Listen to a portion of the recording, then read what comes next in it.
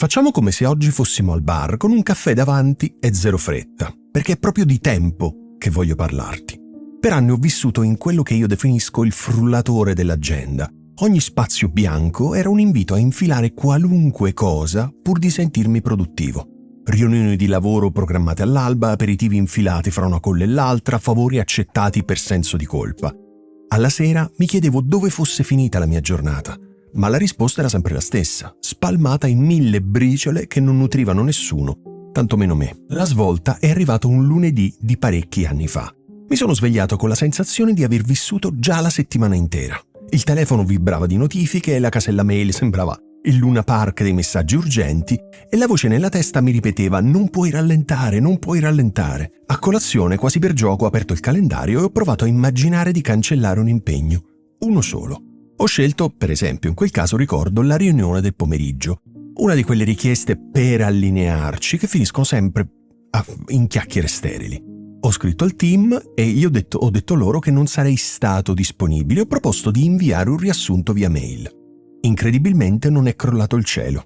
Nessuno mi ha giudicato, nessuno ha perso il lavoro. Anzi, la riunione si è trasformata in una mail di 3 righe. Lì ho intuito che un no poteva essere una parola salvavita. Da allora ho iniziato un percorso di potatura, potremmo definirlo così, come si fa con le piante.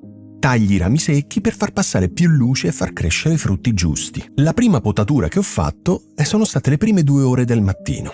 Le ho dichiarate sacre, telefono in modalità aereo e computer spento. All'inizio non ti nascondo che tremavo. E se succede qualcosa e non rispondo?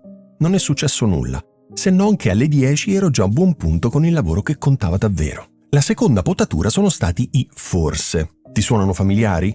Ad esempio, l'amico che ti chiede «ci sentiamo in settimana?» Oppure il collega che ti propone «organizziamo un brainstorming un giorno di questi?» Oppure l'evento Facebook che accetti nel caso riesca. Ho scoperto che ogni forse è un parassita che succhia energia anche quando non si trasforma in un sì.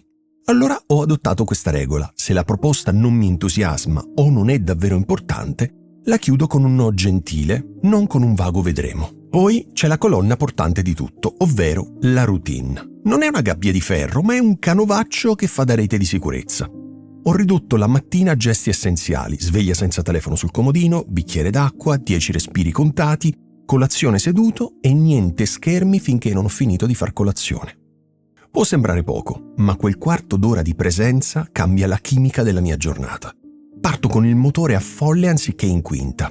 Per la sera, stessa cosa, luci calde, un libro di carta e smartphone in un'altra stanza. La cosa più dura però, te lo devo confessare, non è stata dire no agli altri, ma a me stesso. Sono cresciuto con l'idea che un'agenda piena equivalesse a un valore personale, come ad esempio, se ero richiesto, ero utile, se ero libero, non contavo abbastanza. Smontare quell'associazione è stato doloroso. Ho iniziato scrivendo su un quaderno tutto ciò che davvero contava per me: la salute, le relazioni sincere, il lavoro creativo e la crescita spirituale. Ogni sera confrontavo la lista con il modo in cui avevo speso le ore. Le prime settimane la dissonanza era davvero enorme. Dedicavo tempo a tutto tranne che ai miei valori. Ma il confronto costante fra ciò che desideravo e ciò che facevo ha cominciato a guidarmi con una sorta di GPS interiore. Errori sì, ma sempre più piccoli e sempre più facili da correggere. C'è anche un lato sociale di cui si parla meno. Quando inizi a dire no, qualcun altro storce il naso. Se eri la persona sempre disponibile, il tuo nuovo confine può sembrare quasi un tradimento. A me è capitato con un amico che non accettava il mio rifiuto ai suoi inviti last minute. In un primo momento ho pensato di cedere, poi mi sono chiesto: ma sto proteggendo l'amicizia o sto proteggendo la mia paura di deluderlo? Gli ho spiegato che il nostro rapporto meritava tempo di qualità, non una presenza svogliata fra un impegno e l'altro. All'inizio si è risentito, ma alla lunga la nostra relazione è migliorata. Quando ci vediamo, infatti, ora sono lì davvero, non con la testa altrove. Ovviamente non è tutto rose e fiori. Dire di no apre spazi, ma ti costringe a guardarci dentro. Mi sono accorto che, tolto il rumore, affioravano domande scomode. Cosa voglio davvero creare? Con chi desidero passare il weekend se non si tratta di riempire un vuoto? Ho capito che progettare una vita più semplice non è sedersi all'ombra, è potare, come ti raccontavo prima, seminare e irrigare. Ma la fatica ha un sapore diverso, non è la stanchezza di chi rincorre, è il sano affanno di chi scalda il motore per la direzione giusta. Voglio lasciarti con qualche spunto tangibile. Quando ricevi una richiesta, ad esempio, non rispondere subito. Regalati almeno 30 secondi di silenzio interno. Se in quel silenzio senti una sorta di contrazione, quello è un segnale. Rispetta quel segnale perché è il tuo corpo che parla prima della tua mente.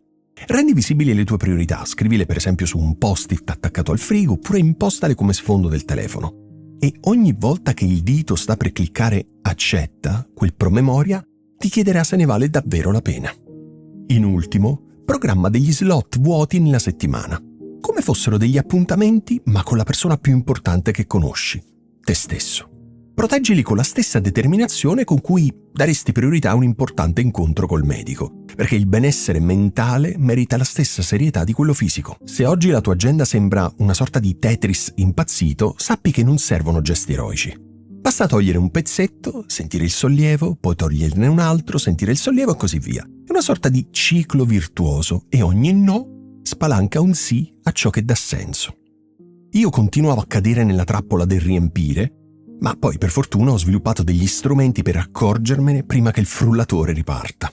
Ti invito a fare lo stesso. Stasera guarda il calendario di domani e cancella un singolo impegno non essenziale, senza sostituirlo con altro. Domani mattina presta attenzione. Forse ti accorgerai di un respiro più profondo mentre scendi dal letto oppure di un pensiero creativo che finalmente trova spazio. E se ti va, raccontami com'è andata nei commenti, perché i tuoi tentativi, anche piccoli, possono ispirare qualcun altro a fare il primo taglio nella giungla degli impegni. E se pensi che questo video, e in generale i miei video, possano essere utili a qualcuno che conosci, suggerire il mio canale sarebbe per me un regalo davvero prezioso, perché mi aiuteresti a far circolare queste idee e a raggiungere altre persone che potrebbero trarre beneficio dal minimalismo. Grazie.